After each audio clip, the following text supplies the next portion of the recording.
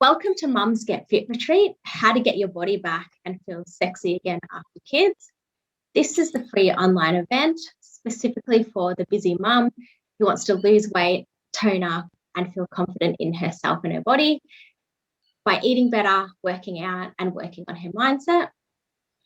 I am your host, Jessica Marie, and today we have a very special guest, Bec Crozier.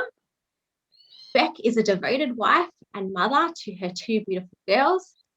She started mindfulness in 2012 and it quickly became one of her passions, so much so that she runs her own business online and she is known as the modern meditator. Bec helps busy overthinkers to de-stress and find calm without prescription or vices so that they can live happy, confident, and fulfilled lives. Welcome, Bec.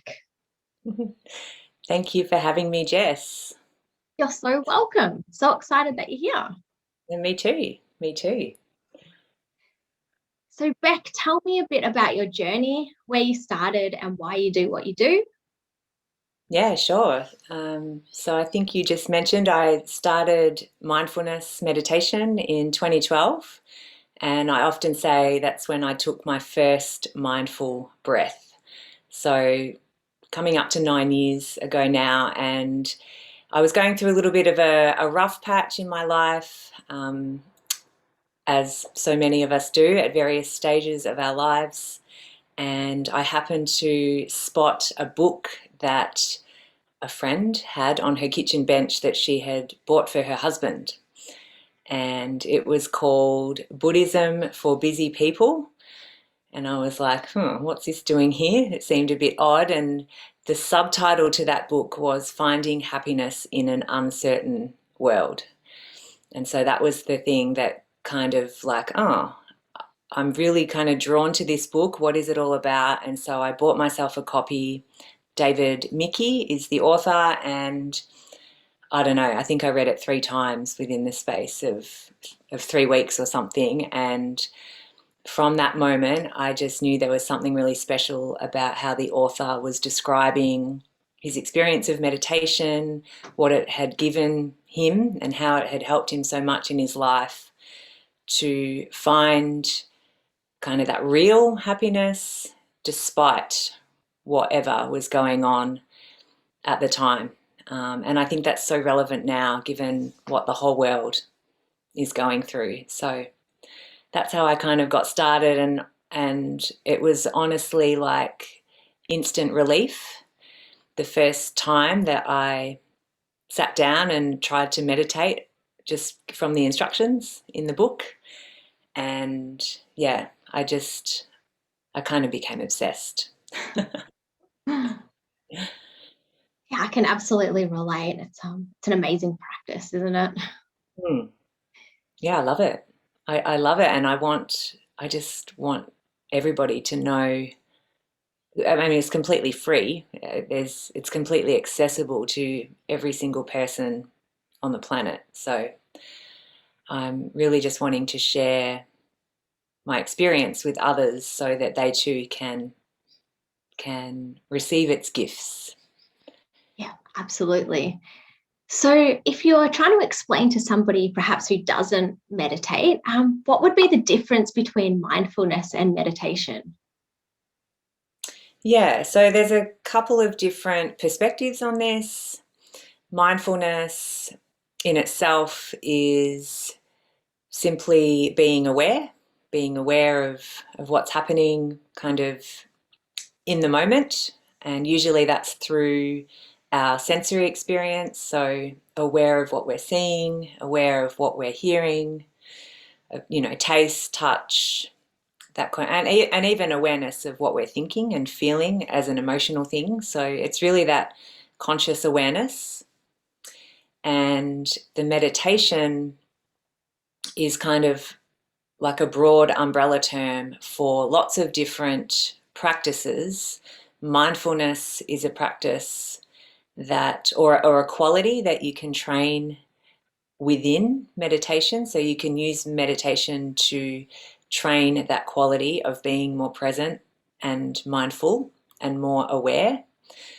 But meditation as a general term is like kind of a broad category of lots of different practices depending on the lineage or the tradition or the goal as well. So, you know, and there's kind of there's religious meditation, there's scientific meditation, there's spiritual meditation, like there's all different flavors, I suppose, of meditation, and mindfulness is one of those, which is probably most often interchanged with the word meditation kind of in Western culture. So there's many different ways that people could access this that kind of suits them best. Oh, 100%, 100%. It's such a personal practice, and it's great, I think, to be introduced to the different styles so that you can find the one that resonates most with you, because the one that resonates with you is really the only one that you're going to do and that you'll keep doing. So true. So what's the point of meditation then? Like, what's in it for me? Because some of the busy mums probably don't think they have time to factor this into their day. So what could they get out of it? Yeah, I think it can be really tricky at the beginning if you haven't experienced it for yourself to wonder what the point is, because it seems like it's just a waste of time. Like you're not it doesn't look like you're actually doing anything, and so therefore I could actually be filling that time with things that really need to be done. Whereas I think now that I've been practicing this for so many years that the number one thing that needs to be done is to give yourself a chance to go within, to kind of center yourself and allow all of the muck, you know, all of the day's thoughts and activities and conversations and dramas and all of that stuff to kind of be processed or just to settle so that you can either, yeah, sink below, or some people like to think of it as soaring above, but just to get into that quiet place where things are so much clearer. You'll access your intuition and just that kind of place. I mean, it just sounds so, it sounds like this elusive place and it's really hard to describe, but once you experience it, then you kind of know what I'm talking about. But it's a place where you can find rest, and I think just resting in your own being is so important, and it's the basis from which you can make all of these wise decisions, the ones that come from deep within, about all of the other aspects of your life, you know, your fitness, your relationships, your career, money, like all of your other decisions are made much more clearer when you've had a chance to kind of sit and meditate on them, in a sense. Yeah, absolutely. Would you say also that it helps you to sort of build a relationship with yourself? Yeah, it's I like the definition that I've come to with meditation is that it's like a process of resting your attention on like an object or an experience that you either choose or you receive. But the point of it is to develop that internal awareness, awareness of yourself, and then reflected outwards, awareness of others. So getting to know yourself is such an important pursuit. And like I said, it informs how you are in the world, how you relate to your kids, to your partner, to your colleagues at work. And I think even there's the self-compassion component of it as well. So mindfulness can be considered like mind training. Yes, we are training our mind just as we would train our bodies. But there's also this compassion aspect to it. So it's mind training, but it's also kind training, and it's being kind to yourself and making friends with yourself, really. Yeah. Yeah. And it's something that we don't often do unless we kind of set aside time to do it. Totally.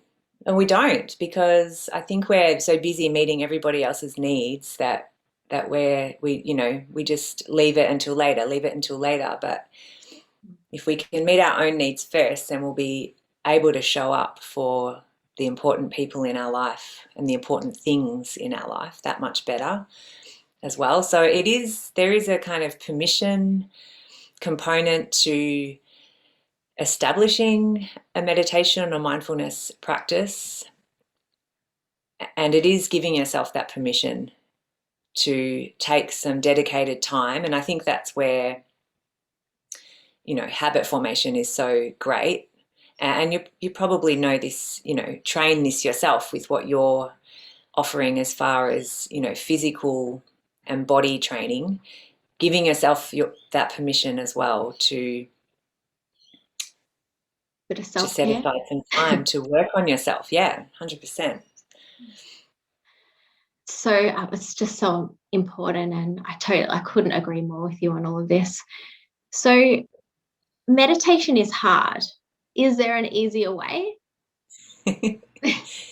Meditation, look, when you first sit down, if you've spent years on the go and never appreciating or experiencing what beauty there is in the present moment, and it's kind of quite the opposite of most things that we do. Like hustle culture, it's like we've got to smash everything out, and we've got to fill our time with more stuff and be super efficient and all that kind of thing. So I think the hard part about it is that conditioning that everything in our life has to be a hustle.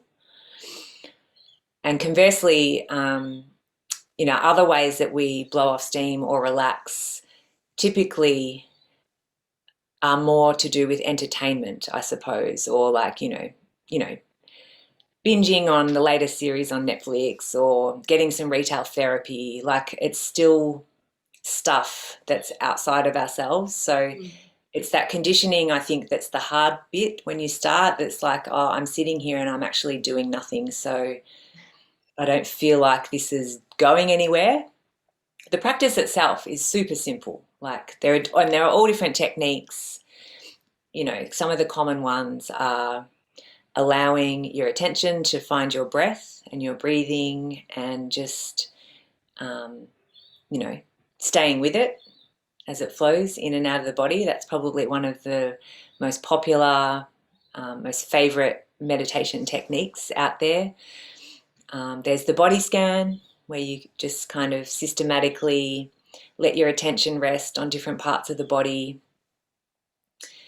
And what that's doing is by using your senses to be present and focus on different things and be aware of different things that are happening in the present, you are switching off the brain's default mode network, which is where our thoughts just run completely, sometimes wild and rampant. And it's what's been described as the monkey mind.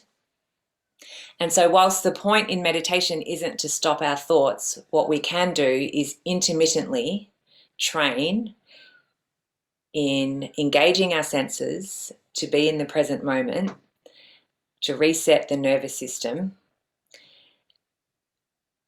And so, I mean, that's kind of the benefit of it. But the actual practice, as I said, is only hard because of our conditioning. So some of the things to make it easy is to notice rules that you're making up for yourself about what the meditation should be, how quickly you should be able to stop your thoughts or clear your thoughts, to sit in a position that you saw on Instagram of somebody in a lotus pose with the back like completely upright and, you know, just sitting on the bare hard floorboards. Like that could be a rule that you make up for yourself, that okay, this is what meditation is, so this is what I must do. But in the end, it just creates a barrier to you actually doing it, because it's not that sustainable in the long term. So as an example, like one of my favorite meditation positions is just to sit on the couch, like just to slump back into the couch with a blanket. And I've given myself permission, or I'm taken myself off the hook that I have to be in the upright, cross-legged position, which is how I was trained. But now I don't have that rule, and so I meditate every single morning now because there's no barrier. So I think if you can take away the barriers, it won't be so hard. Absolutely. Surrendering. Surrendering. I mean, that's the bit that we're training in, right? And like I said, it's so the opposite of what we've been told that we should be doing to succeed in life, is to be constantly striving and growing and for the reaching for the next bigger, better thing. And that's all great. Like there's a part of your life that can be doing that. But then there's this other part, like what you said, where we train in surrender, where we just train to rest, to truly rest, not the kind of resting where we're, like I said, like binge watching Game of Thrones or whatever it is that you were into that season kind of thing. Like it's a rest that feels really open and spacious and clean. Like it's a clean kind of rest, if you know what I'm saying. Absolutely. I completely know what you're saying. So for somebody who might say that they can't meditate because their mind is too active and they can't stop their thoughts, and it kind of almost gives them anxiety at the thought of doing this, do you think this could really help somebody get out of their head and, I guess, stop being so anxious? Yeah, there's definitely practices that can interrupt those acute, intense periods of, swirling thoughts, intense emotions. There's practices that you can keep kind of coming back to, and even things like going to the dentist, for example, which invokes a lot of fear for so many people. Like it's a simple thing, but as soon as you're kind of nearing the front door of the dental surgery, your heart rate starts elevating. You're already off anticipating that this tooth, which has got enamel receding, like glimpse into my life here, you're already anticipating, and that actually means feeling the pain that actually hasn't happened yet. So in that instance, and as I said, it's all about switching on your senses, so that you are short-circuiting the train of thoughts, the swirl of thoughts. One of the ways you can switch on your senses is through breathing, because breathing is a felt experience. So you feel the breath going into your nose or whatever, you feel the temperature. So it's that sense of touch, really. And so that's a really easy, accessible anchor, some people like to call it, like thing that you can focus on, reach for. Everybody breathes. So, it's always with you. It's one of the most accessible objects of meditation going around. Yeah, absolutely. Would you say that for the different learning styles out there, so like perhaps if you're a kinesthetic person or an audio, you could certainly find a practice that best suits you, since there's so many. Yeah, sound is another sense that some people love using, just focusing on the sounds in their environment, whether that's like the ticking of a clock, the dishwasher in the background. Some people like to play different music, different sounds, if they don't have anything kind of a bit rhythmic that they can use in their environment. But definitely there'll be, yeah, what works for somebody is different for another person. So the experience of hearing, the experience of seeing as well, like meditation is not always about closing your eyes, Mm. for example. So you can do an eyes open meditation and engage your sense of vision to be super present with everything that's in your environment. And it's pretty amazing the things that you actually notice that have been right in front of you your whole life when you start training in mindfulness of seeing. Taste as well. Like taste is another one, another sense that you can kind of cultivate.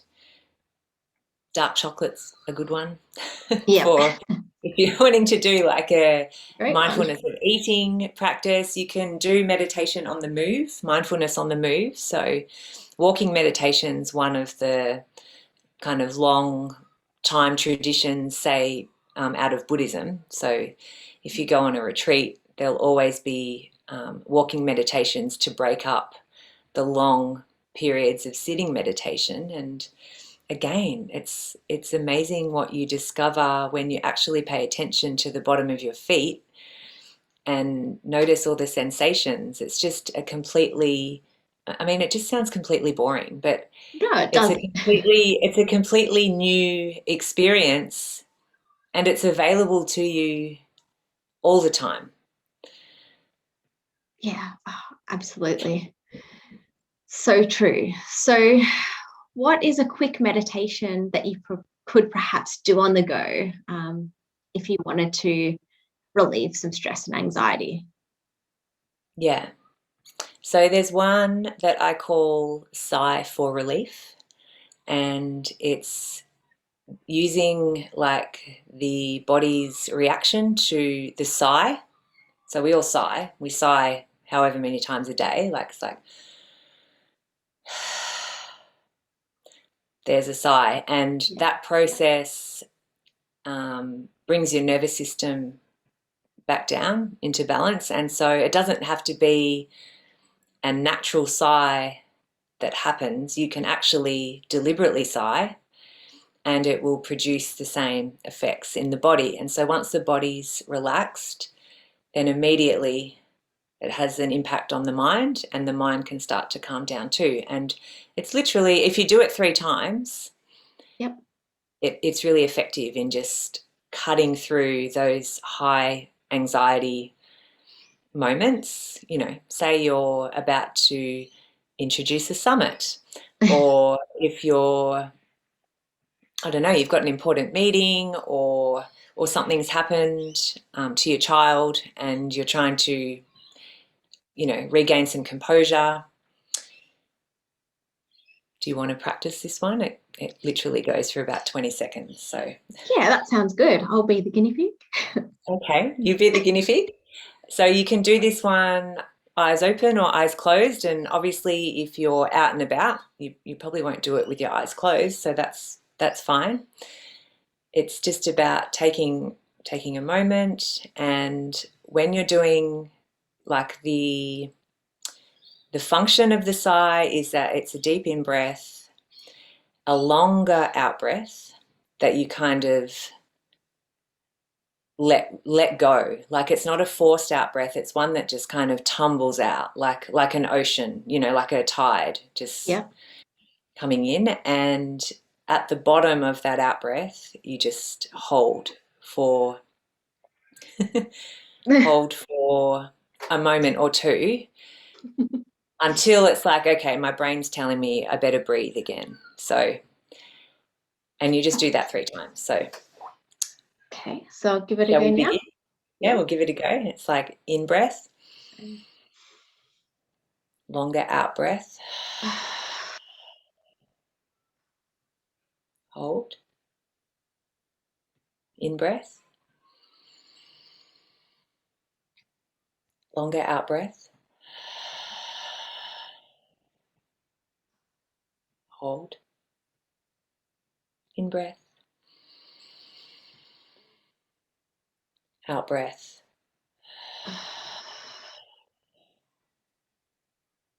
hold. And then I you feel just very notice. calm. Yeah, just Yeah. notice, and like straight away I'm feeling like an opening in the chest. It feels kind of warm. You can kind of feel the flood of relief go through the body. Oh, absolutely. I feel really, I don't even know what the word to describe it is. See, it's like magic. It's like magic. And I mean, yeah, in the introduction, you kind of mentioned um, without vices or a prescription is like it's finding the body's capacity to bring us relief from these things without having to reach for external things. And always, Things like there are, coffee and yeah, well, coffee, alcohol. wine, yeah, whatever you're into. And those things can be fun, and there's absolutely nothing, nothing wrong. But it's good to know that we've got this innate ability to bring ourselves back to center. And the more I practice this, the more I'm like, this is even more fun. Yeah, absolutely. Yeah. It's one of those things that gets easier with practice. And what's your meditation practice like, Jess? I know you do some. What do you like to do? I like the chakra meditations. I really Mm-hmm. like working on the energy centers in the body. I like Yeah. doing chanting. Sorry, not chanting. It's like TM, Mantra? but mantra, Mantra. mantra, mantra. That's it. Yeah. Um, and then just for clarity and to re-energize, just to sit in silence for 10 minutes and become present to my thoughts. Oh, beautiful. I love it. So lots of different styles because I think every day calls for a different one.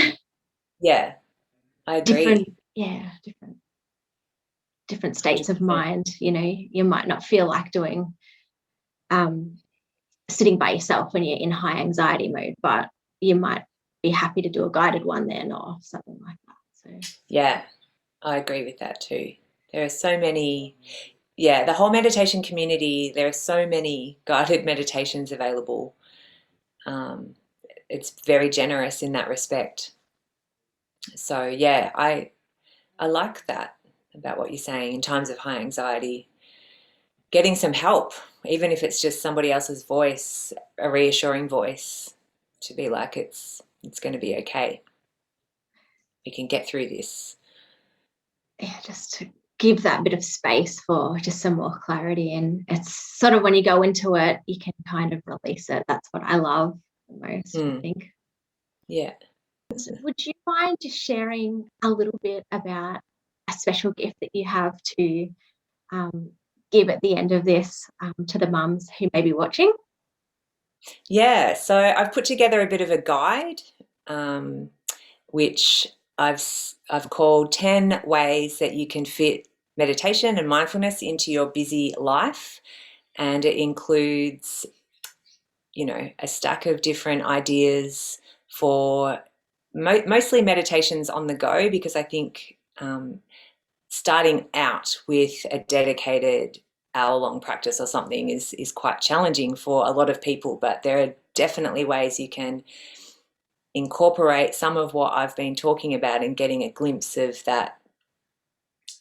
Sometimes it's pure bliss, like getting a glimpse of that wherever you are. So I've put together some ideas there. There's guided recordings, so guided meditations, which are so great for beginners, especially when you're starting out, just to have that guidance and to kind of learn on the go how to meditate. So yeah, hopefully you get something out of that. Sounds amazing. And the link will be below the video, so be sure to swipe that one up. And also, thank you girls so much for watching today, and be sure to keep an eye out for tomorrow's interview as well. And we'll see you then.